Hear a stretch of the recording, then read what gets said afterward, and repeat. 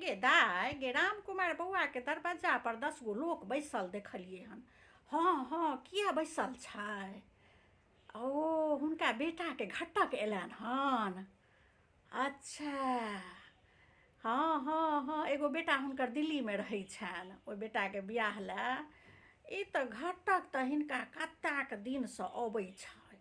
हाँ हाँ, बुझाइए पटरी नहीं खाइ छनि देनी नेनी में। बड़का बेटा के 15 लाख रुपया लेने छलखिन हन, मास्टर भऽ गेल छलनि ने। आ जा मास्टरी नहीं भेल छलनि ता तऽ बियाहो भेनाइ मुश्किल छलनि, बुझलियै। आ जहन मास्टरी भऽ गेलनि हन तहन ओहि बेटा के 15 लाख रुपया लऽ कऽ बियाह केने छलखिन हन। अरे सरकारी नौकरी के वैल्यू छै अपना उम्हर। एखनो जे छै से दहेज लए लोक, जकरा सरकारी नौकरी यऽ ने तकर बाप मुँह खोलि कऽ मांगै छै, बुझलियै एखनो। आ बेटियों के बाप जे छथिन से दै लए तैयार भऽ जाइ छथिन। एतेक वैल्यू सरकारी नौकरी वाला के। 15 लाख लेने छलखिन हँ राम कुमार बड़का बेटा लए। आ छोटका के तऽ नहीं छनि तेहन, तहन किया ने पटरी खाइ छनि। हाँ, इएह घटक के देखै छियै जे हर 2 दिन पर 4 दिन पर अबै छै। आ आइ तऽ 10 गोटा से आयल छै। हाँ हाँ हाँ, बुझाइए बातचीत बुझाइए से फाइनल भऽ रहल छै। हाँ हाँ, राम कुमार बौआ के दरवाजा पर में देखी ने। हाँ हाँ, बुझाइए आइ फाइनल भऽ जेतनि बियाह के, लगैए जेना। नहीं नहीं फाइनल भेलन हन, ओ ठीके घटक छियै हुनका। छोटका बेटा के जे दिल्ली में रहै छथिन हुनका घटक आयल छै। आ ई बेटी के पिता जे छथिन 10 दिन से दौड़ै छथिन, लेकिन देनी नेनी में नहीं पटरी, आइयो पटरी नहीं खेलकनि हन। काकी कहै छलै हन। हाँ, बड़की काकी से पुछलियै है, हुनके लग बैसल छलियै तऽ वएह कहै छलखिन हन जे ततेक ने दहेज मांगि रहल छथिन जे नहीं पटरी खेलकै। आ बेचारा लड़की वाला मुँह लटका कऽ आब जाय वाला छथिन। हाँ, नहीं भेलै, बातचीत नहीं बनलै। ततेक हुनकर तान देने छलखिन हन जे माने पाइ कौड़ी के लऽ कऽ। अब एगो बेटा में भेट गेल छनि तऽ मोन चस्कल छनि ने, ताहि दुआरे नहीं पटरी खेलकै। ओ बेचारा कतेक लड़की वाला आइ 10 दिन से दौड़ै छलै हन। हाँ, वएह लाल काकी कहै छलै हन जे देखी जे पटरी नहीं खेलकै। आब कही माँ, हुनका बेटा के ई 30म वर्ष छियै और हर साल अहिना घटक सब अबै छै आ पूछि पाछि कऽ चलि जाइ छै।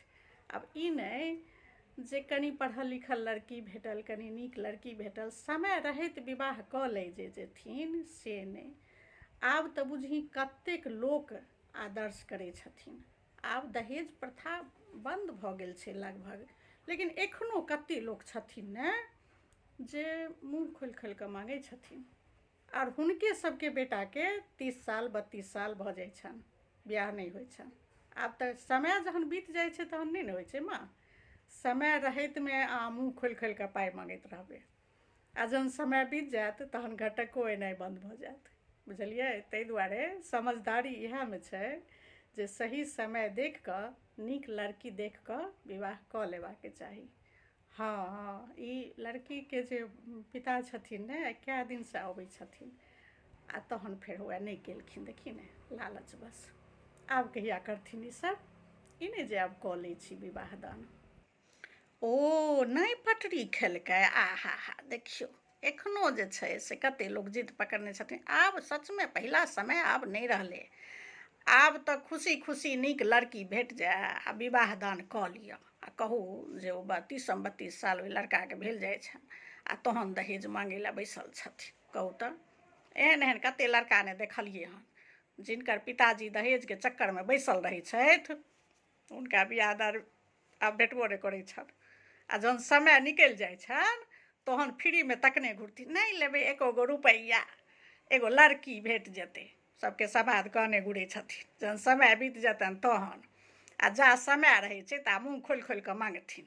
देखियौ तऽ केहन लड़की के पिता हुए मुँह लटकेने जा रहल छथिन। कहू तऽ एहन किरदानी नहीं करबाके चाही। ई नहीं जे समय रहैत में नीक लड़की देख कऽ कऽ लिअ, से नहीं है। आ जहन फेर उमर भऽ जेतनि बेटा सबके 32-33, तहन कहथिन केओ भेट जैतै तऽ फ्रीए में कऽ लितियै, ओते सस्ता छै लड़की वाला, बुझलियै। कहलकै नहीं, देखियौ तऽ